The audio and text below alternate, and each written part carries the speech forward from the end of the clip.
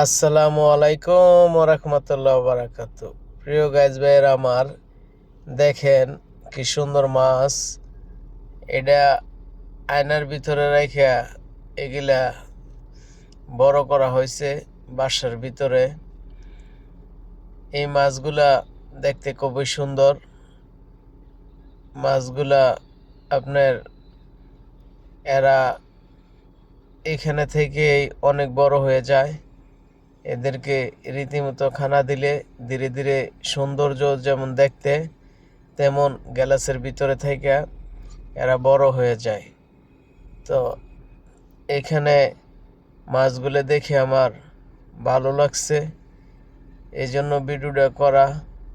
তবে এই ভিডিওতে যারা লাইক এবং কমেন্ট করবে তাদের ভিডিওতে ঢুকে ইনশাআল্লাহ ফলো দিয়ে আসবো, লাইক কমেন্ট করে আসবো।